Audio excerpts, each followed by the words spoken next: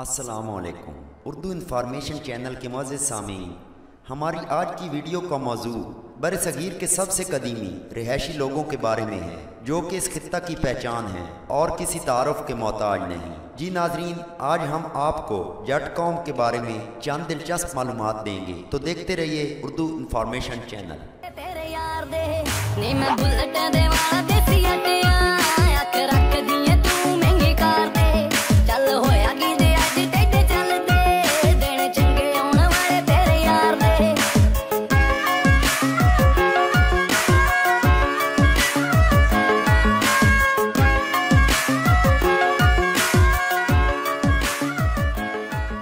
Welcome back नाजरीन। पंजाब से लेकर मकरान के साहिल और गंगा के किनारे तक जट कसीर तादाद में आबाद हैं और पंजाब में इनकी अक्सरियत है। अब ये मुसलमान हैं और शुमाली हिंद में ये दूसरी बड़ी कौम है, जबकि राजपूताना में आधी तादाद किसान जट्टों की ही है। नाजरीन, दरियाए सिंध के किनारे इनकी बहुत सी कौमें मुसलमान हो चुकी हैं। गैर मुस्तकीम पंजाब में रावी के मगरबी अजला में बेशतर जट मुसलमान थे, लेकिन वस्ती पंजाब में वो अक्सर सिख और जनूबी पंजाब में अक्सर हिंदू हैं। ख़वातीनो हज़रात, जट लेन देन में सादा लौ होते हैं।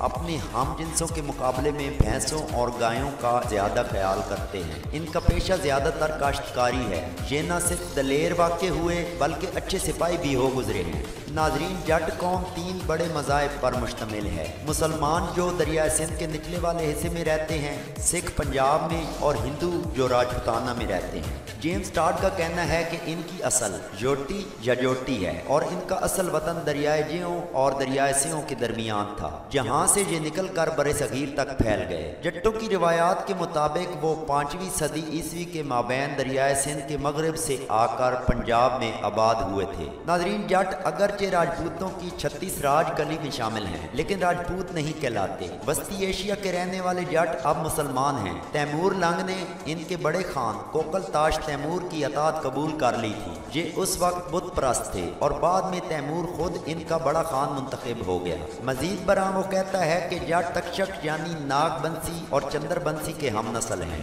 दोस्तों, BS डाया का कहना है कि जट लफ्ज़ बहादुरी और पेशकदमी की अलामत है। शमशीर जनी और हल चलाने के माहिर जट्टों ने मशरक में मंगोलिया से चीन, मगरब में स्पेन और इंग्लिस्तान तक, शुमाल में सकंडे न्यूबिया और नॉर्थ करोड़ तक और जनूब में पाको हिंद, ईरान और मिस्र तक, एशिया और यूरोप की सरजमीन पर तीरो तबर से अपना नाम रकम किया। बरे सगीर, ईरान और रूस में इनको जट या जाट कहा जाता है, जबकि तुर्की और मिस्र में जाट, अरब ममालिक में जज, मंगोलों की जबान में जटिया, स्वीडन और डेनमार्क में गोट और जर्मनी और दीगर जबानों में गोट या गोट कहलाते हैं। नाजरीन, चंद्र गोमन ने लिखा है कि जट्टों ने हन कबाइल को शिकस्त दी। यशु धर्मन और गुप्त फरमारवा जट थे और यही लोग जिन्होंने हनों को शिकस्त से दो चार किया था, अगरचे हन खुद भी जट थे। इसके अलावा बहुत से तारीखदानों ने जट्टों के बारे में मुख्तलिफ रिवायात लिखी हैं, जिनमें से एक तारीखदान लीबान कहते हैं कि ये पंजाब और सिंध में सबसे पहले आने वाली कौम है। इनमें शाज़ और नादिर खारजी मेल से थोड़ा बहुत तगैर पैदा होता है, ताहम इनका आम ढांचा काद लंबा, काठी मजबूत, चेहरे से जहानत नमूदार, नाक बड़ी और ऊंची और बाज़ औक़ात खामदार और इनकी आंखें छोटी और सीधी, बुलंद कामत, खुश नज़र, इनकी चाल सीधी और शानदार। जट दराज कद होते हैं। इनका जिस्म घुटा हुआ और मजबूत होता है और रंग सांवला होता है। ये माना जा सकता है कि जट नस्ल के लिहाज से आर्या हैं, अगरचे बाज़ मुसन्निफीन ने इन्हें असल के एतबार के लिहाज से सेताई आर्याई करार दिया है। नाजरीन, जट्टों ने कभी ब्राह्मणी मजहब की बर्तरी और बालादस्ती कबूल नहीं की और यही वजह है उन्होंने रस्मी अंदाज में बाकायदा हिंदू मत कबूल नहीं किया। किताब हिंदू कबाइल और ज़ातों में बरे सगीर की कदीम 36 राज कली में जट्टों का नाम ज़रूर मिलता है, लेकिन कहीं भी इन्हें राजपूत जाहिर नहीं किया गया। अगर कोई राजपूत किसी जट औरत से शादी कर ले तो वो जट नहीं बनेगा, लेकिन अगर वो या उसकी औलाद में से कोई बेवा की दोबारा शादी का तरीका अपना ले तो वो जट बन जाएगा।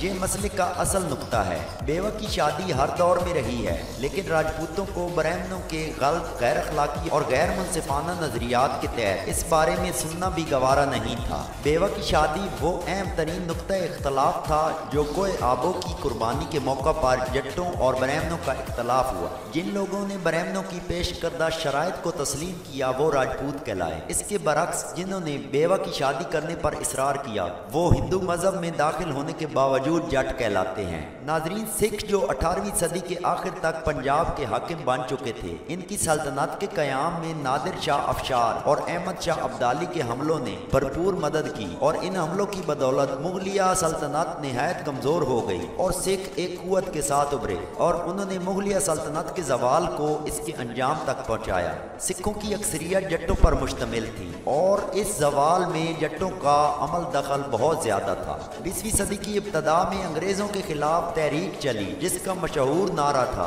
जट्टा पगड़ी संभाल जट्टा। इस तहरीक में हिस्सा लेने वाले भी सिख थे। इसका रूए रवां मशहूर इनकलाबी भगत सिंह का चचा था। नाजरीन, पाकिस्तान में जट खानदानों की कसीर तादाद मौजूद है, जिनमें से चंद मशहूर कबाइल विरक, मांगट, वड़ाइट, मिन्हास, माल, लाली, गोंदल, मली, खरल, काकड़, राठौड़, राय, रंधावा, जोया, रांझा, ढल्लू, कालू, छीना, चद्दड़, जोड़ा, चीमा, चाल, जंजुआ और औलख शामिल हैं। इनके अलावा जट्टों की बहुत बड़ी तादाद पाकिस्तान और हिंदुस्तान में आबाद है और बहुत बड़ी कौम होने की बिना पर हम इतने ज़्यादा कबाइल का जिक्र इस वीडियो में करने से कासिर हैं। नाजरीन, जट लोग दुनिया में जिन ममालिक में आबाद हैं इनमें सरफहरिस्त पाकिस्तान और भारत हैं। इसके अलावा कनाडा, मुत्तहिदा अरब अमारात, इंग्लैंड, बांग्लादेश, नॉर्वे, सऊदी अरब और बहुत से ममालिक में जट्टों की कसीर तादाद रिहाइश पजीर है। नाजरीन, अब हम आपको बताते हैं कि पाकिस्तान की सियासत में जट्टों का किरदार क्या है। दोस्तों, पाकिस्तान की कौमी असम्बली में चौधरी हामिद नासिर चट्ठा, चौधरी फरुख जवेद घुमन, चौधरी अनवर अली चीमा, चौधरी इफ्तिखार अली, चौधरी गुलाम सरवर, राजा बिलाल, चौधरी वासिफ रियाज वड़ाइच जट फैमिली से तल्लक रखते हैं। इसके अलावा पाकिस्तान के मुख्तलिफ इदारों में और सियासत में जट अपना अहम किरदार अदा कर रहे हैं। नाजरीन, पाकिस्तान में जट खानदान कसरत के साथ आबाद हैं और मुख्तलिफ नामों के साथ अपने रिहायशी इलाकों में ढले हुए हैं। इसके साथ ही हमारी आज की वीडियो मुकम्मल हुई। अगर आपको वीडियो पसंद आई हो तो इसको लाइक करें और शेयर करें। इसके साथ हमारा चैनल सब्सक्राइब करें और बेल आइकॉन को लाजमी दबाएं ताकि आने वाली नई अच्छी वीडियो सबसे पहले आप तक पहुँच सके। वीडियो देखने का शुक्रिया। अल्लाह हाफिज।